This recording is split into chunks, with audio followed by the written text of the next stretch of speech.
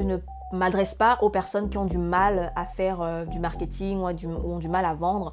Je m'adresse à des personnes qui ont la capacité de vendre, qui vendent, qui ont des leads, qui ont des prospects, mais qui ont peur de perdre la qualité de leur accompagnement, qui ont peur de ne pas pouvoir apporter des résultats à leurs clients au vu de leur temps, de leur créneau limité, et parce qu'ils sont seuls à tout gérer.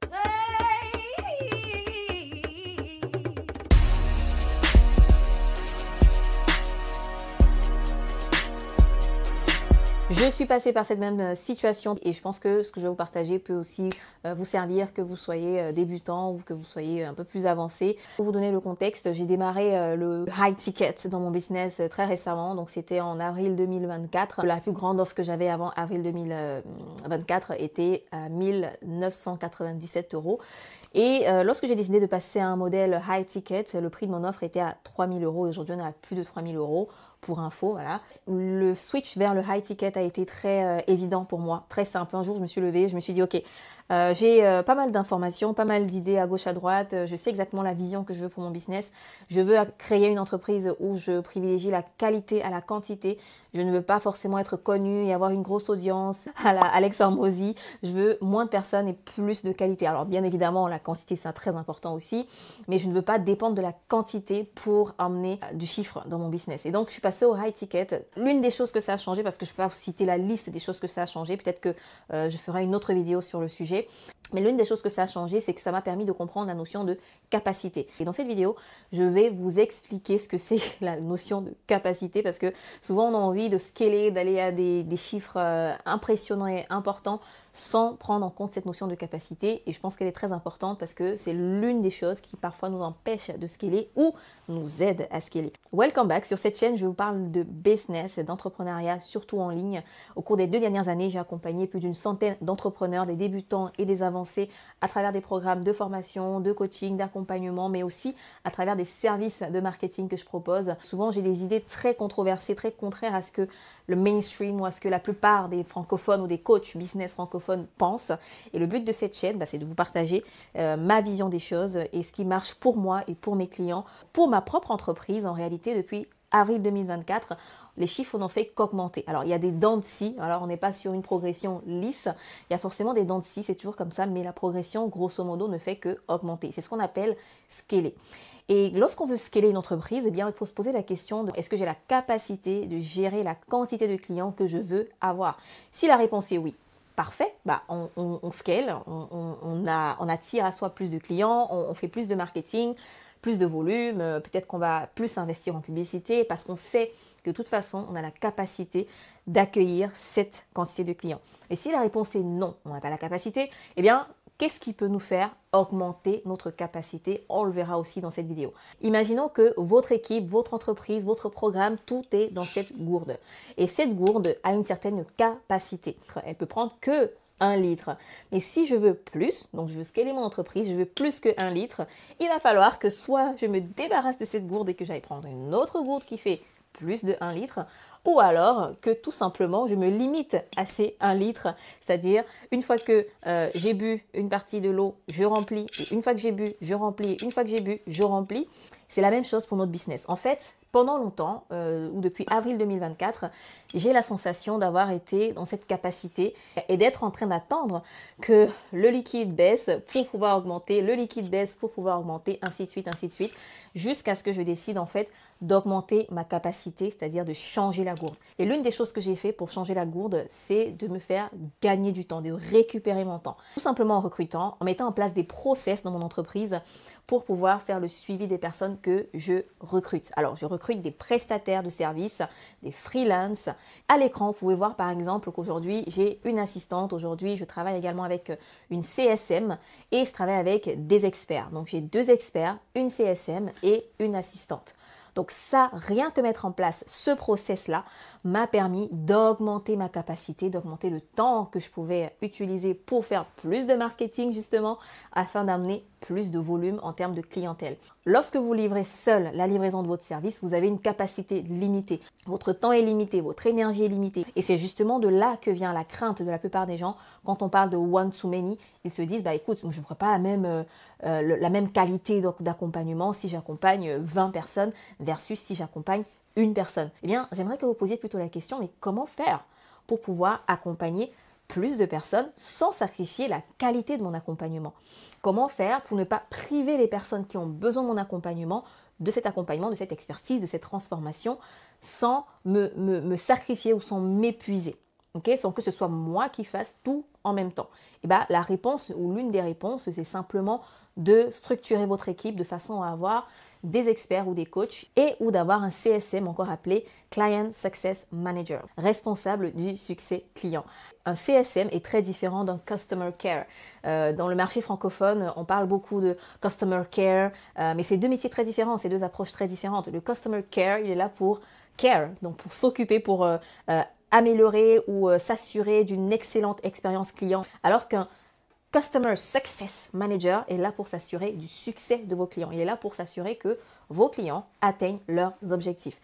Mais à un moment donné, si vous vous rendez compte que voilà, le marketing ça tourne bien, les pubs tournent bien, le business tourne bien, vous pouvez faire plus de ventes, mais vous n'avez pas la capacité d'accompagner plus de clients que ça, eh bien la première solution que vous avez, c'est tout simplement de déléguer l'accompagnement de vos clients, de recruter des personnes, de les former à votre méthodologie, de leur donner des responsabilités et d'assurer un suivi de qualité avec ces personnes. Vraiment, le suivi, c'est hyper important. Je ne sais pas pourquoi depuis un moment je regardais en haut au lieu de regarder l'objectif, mais bon, j'espère que ça ne se verra pas trop. Recrutez les bonnes personnes, recrutez un Customer Success Manager ou recrutez des experts qui vont apporter des choses très précises dans votre accompagnement. Pour vous, c'est un avantage parce que vous ne pouvez pas tout maîtriser, vous n'avez pas toute l'expertise dans tous les sujets. Et donc, d'avoir quelqu'un qui a déjà une expertise, ça apporte une vraie valeur ajoutée dans votre programme. Et vous, ça vous permet d'être serein du fait que vos clients sont entre de bonnes mains, sont entre de mains d'experts. Eh bien, il y a aussi le cas où, voilà, vous n'avez pas forcément trouvé des experts, vous n'allez pas forcément avoir des gens ou pouvoir trouver des personnes qui font les choses comme vous, qui maîtrisent le sujet autant que vous, qui ont la même expérience et la même expertise que vous. Mais dans ces cas-là, ce sera à vous de les former, d'être patient et de vraiment s'assurer que vous avez un excellent système de suivi pour que vous atteignent les objectifs que vous êtes fixés. Je ferai une autre vidéo éventuellement pour vous montrer comment j'assure le suivi de mes clients dans le programme BIA par exemple. Comment est-ce qu'avec ma CSM par exemple on communique, comment est-ce qu'on fait le suivi ensemble pour s'assurer que chaque client qui rejoigne ait à la fois ce sentiment d'unicité, de ne pas rester bloqué, d'avoir quelqu'un qui peut l'écouter, qui peut l'aider, mais aussi ce sentiment de m'avoir moi dans le programme et de m'avoir moi comme accompagnatrice. La deuxième chose que vous pouvez faire pour augmenter votre capacité, rappelez-vous de cette gourde. On a commencé par changer la gourde. Eh bien, l'autre solution que vous avez, c'est de garder votre gourde pour l'instant, encore un peu de temps, et d'augmenter simplement votre prix. Parce que pourquoi est-ce qu'on veut augmenter notre capacité finalement? C'est pour pouvoir faire plus de ventes. Mais on ne veut pas faire plus de ventes au détriment de la qualité de l'accompagnement, au détriment des résultats des clients. On veut faire plus de ventes, mais on veut aussi que tous les clients qui vont rejoindre l'accompagnement obtiennent des résultats le plus rapidement possible. Donc pour ça, une des solutions, c'est d'augmenter le prix. Donc ça vous permettra de faire plus de ventes en termes de chiffre d'affaires, en termes de revenus ou de profit, mais en même temps d'aider des personnes. Donc vous allez probablement avoir moins de clients, mais vous allez avoir plus de chiffre d'affaires en augmentant votre prix. Parfois, c'est juste augmenter le prix, la solution. Pour revenir à mon histoire, pour revenir à ma situation, c'est d'ailleurs la raison pour laquelle pendant très longtemps, pendant plusieurs mois dans mon business, je me suis limitée. Je me suis limitée, comme je vous disais tout à l'heure, j'ai cette gourde et j'attendais à chaque fois que la gourde se réduise pour la remplir à nouveau. En d'autres termes, j'attendais que les nouveaux clients, par exemple, avancent pour pouvoir emmener de nouveaux clients, ainsi de suite. Et c'est triste à dire, mais c'est parce que tellement je tiens à la qualité de ce que je propose et tellement je tiens à avoir ce suivi personnalisé dans l'accompagnement one to many que je ne peux pas me dire je prends seulement des clients, j'accueille et après les clients sont perdus, ils n'avancent pas, ils n'ont pas de résultats, etc. Non, c'est hors de question. Donc pendant très longtemps, j'ai gardé cette même capacité. Et le fait de ne pas changer ma gourde faisait en sorte que même en termes de marketing, on était limité. Je voulais pas prendre plus de rendez-vous que ça, je voulais pas investir plus en publicité, je voulais pas prendre, on va dire, des gros risques. Je voulais pas take the leap, je voulais pas augmenter mon volume trop rapidement. Et ça m'a freiné en fait. Mais je pense que c'est surtout un frein mental, de mindset à la base. Je pense que c'est vraiment un frein mindset quand je prends du recul. Parce que finalement, vaut mieux avoir beaucoup de clients qui veulent entrer dans le programme et pas pouvoir les faire entrer plutôt que de se dire bah, je vais empêcher les gens de rentrer dans le programme ou de découvrir mon programme parce que je n'ai pas la place pour eux. Donc ça a été vraiment un blocage mindset que j'ai très vite levé. Et je pense que le fait d'avoir aussi une CSM, ça m'a permis de me dire waouh, il y a de la place, il y a de la place, il y a de la place, on veut plus de monde et ça m'a permis justement de booster un peu plus ma motivation à investir dans la pub, à faire plus de marketing, plus de ventes, plus de contenu, etc. Enfin, l'une des choses qui a fait la différence, c'est de me dire que les gens qui vont découvrir ce que nous on fait ne vont pas forcément être prêts à investir tout de suite.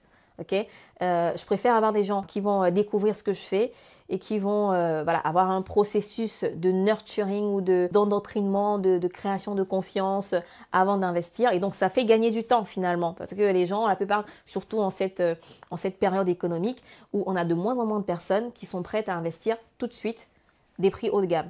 Et ça, c'est un facteur à prendre en compte. Donc, augmenter sa capacité, c'est aussi prendre en compte le fait que les gens ne vont pas forcément investir tout de suite. Et donc, ça ne change pas grand-chose finalement de faire venir plus de prospects, plus de leads dans votre écosystème parce que les gens ne vont pas acheter tout de suite. Ce sont des gens qu'il va falloir nurturer ou avec qui il va falloir créer des liens pour qu'ils se sentent suffisamment à l'aise et en confiance à mettre l'argent, à investir pour ensuite devenir vos clients. Arrêtez de limiter votre capacité. Ouvrez votre potentiel, changez votre gourde s'il le faut, augmentez vos prix s'il le faut pour pouvoir atteindre vos objectifs. C'est pas parce que vous faites du one-to-many que vous allez perdre en qualité. Bien au contraire, vous pouvez vous assurer de maintenir la qualité de votre accompagnement en one-to-many si vous faites attention à cette notion de capacité. J'espère que ça faisait sens pour vous.